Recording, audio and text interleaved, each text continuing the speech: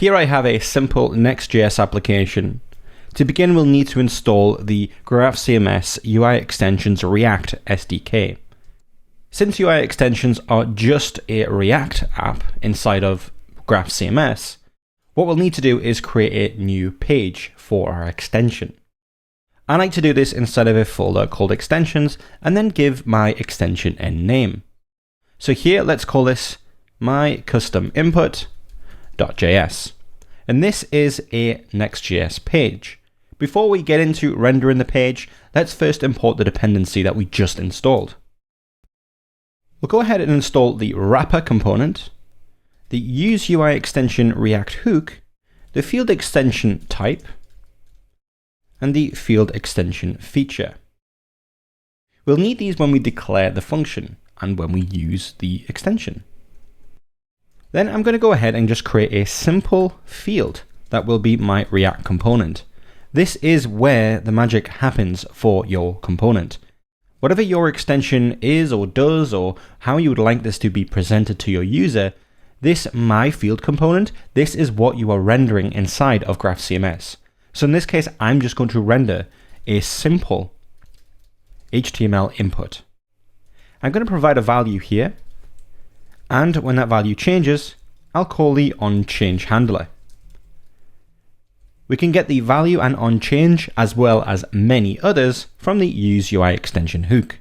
So to invoke that, let's run use UI extension, and then we can destructure a value and onChange from here as well.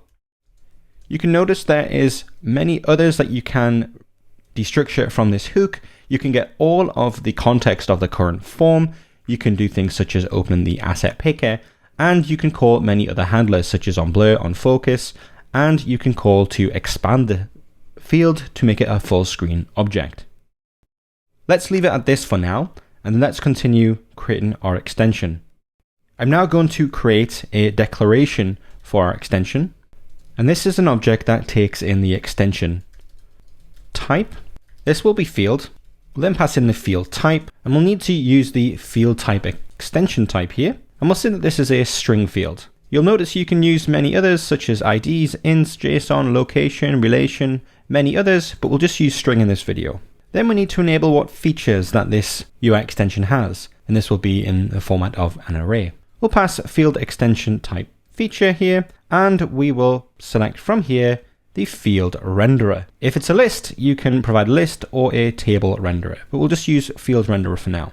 You can learn about all of the different features, extension types, field types inside of the GraphCMS documentation. And lastly, let's go ahead and give this UI extension a name. I'm just going to call this my custom field.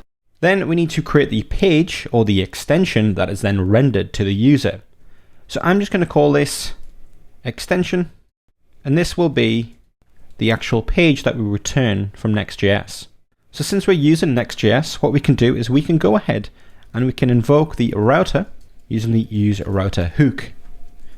And if we go to the top and import this from Next, use router from the Next router package, we can then destructure from the router.query the extension UID.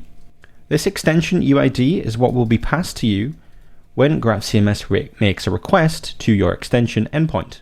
If there isn't any extension UID, typically this is when somebody tries to access the endpoint for your extension directly, then we just need to return null. We'll not allow that to be used.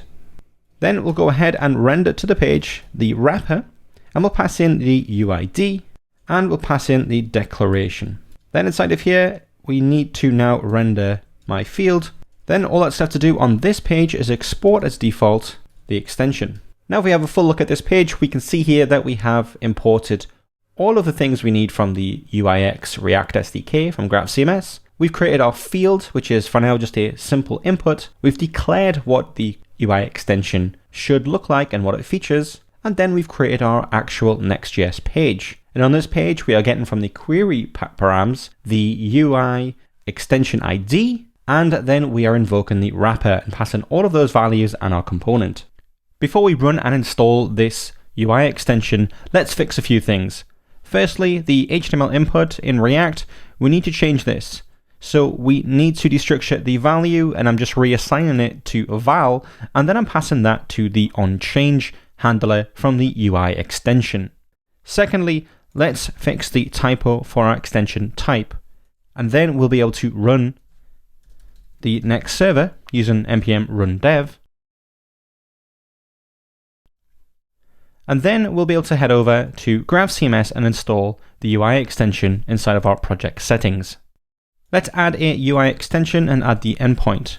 Then if you add your URL to the extension, notice here that I'm using localhost so you can continue to work locally while previewing what this looks like inside of GraphCMS and run the compatibility test. You'll then see we have the name of the field that we described in the declaration and all of the other features that the extension has access to. Then all that's left to do is give this a name and a description.